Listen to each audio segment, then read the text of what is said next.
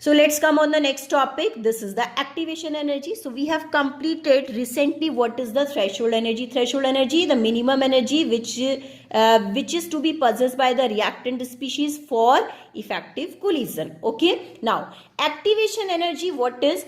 It is represented by EA. E must be capital, A must be small. The energy required to form activated complex. I mean to say, whenever numbers of reacting species, they are reacting together, directly they will not form the product. First of all, they will form one intermediate stage that we call it activated complex. Okay. So now the energy which is required to form activated complex, we call it, this is activation energy, and it is the difference how it is to be find out mathematically. So it is a difference between the threshold energy and the average energy possessed by reactant species. So here I have written activation energy is equal to threshold energy. Threshold energy is what? The minimum amount of energy which is required or which is possessed by the reactant species for effective collision. And from the threshold energy, the energy possessed by the reactant species. Every reactant species will have some energy, average energy, that is to be subtracted from the threshold energy. And threshold energy will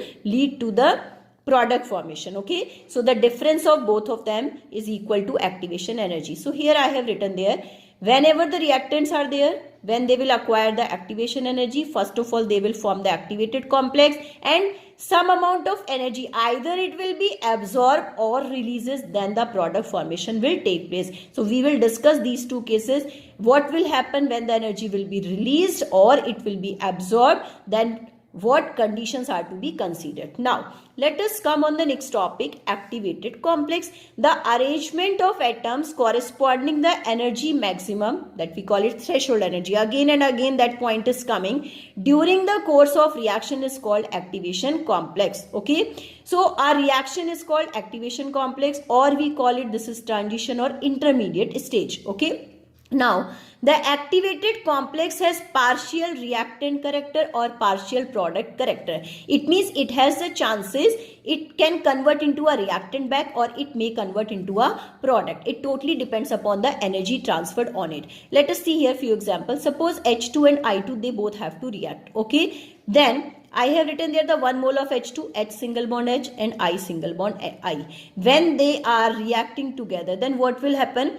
Their in between bonds, they start to get break and they will start to make new bond between. Okay. Then, so that I have written all the bonds will dotted points. Okay. So these two are the reactant and this is of activated complex. This is the intermediate stage. Now that energy will be more than these energy. So these bonds will get break and new bonds will form between H and I. Then HI2, HI are forming in the form of product.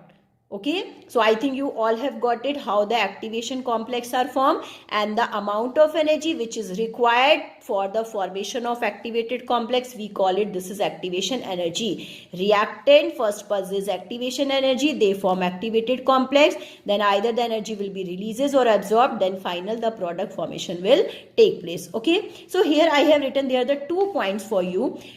Characteristic of activation complex, potential energy of activated complex is maximum. It always be maximum, otherwise that I mean to say that energy will be greater than this will be maximum. Okay, now next is to be activated complex is transient, which breaks at definite rate to form the product. I mean to say activated complex finally that breaks down at definite rate and converts into the product. Okay, so let us see that will understand with the help of two graphs. I have made two graphs for your help. Suppose if we plot a graph for energy and progress of reaction. Let us consider this is the condition of reactant and it is forming a activation complex after absorbing energy. Okay, then finally it is forming a product. So what graph is representing here?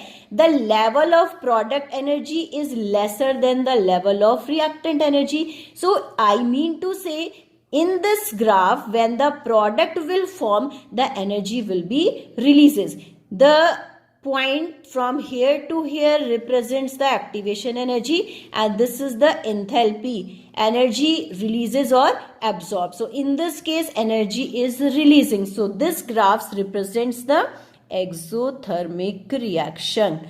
Energy releases and product will acquire less energy. So I think you all have got it. Let's come on the next point. If we plot a graph between energy and progress of reaction, if the reactant energy is greater than the product energy, the energy of reactant will be lesser than the product energy. This graph is representing the level of energy. This is energy and the level of energy is greater in case of product. So what will be there? This becomes the activation energy, this point, and this is the delta H. That means product is absorbing energy, okay? Its energy is not releasing in term of product, okay? So that becomes a graph for endothermic. Is it clear? Okay, I think you all have got it. Okay.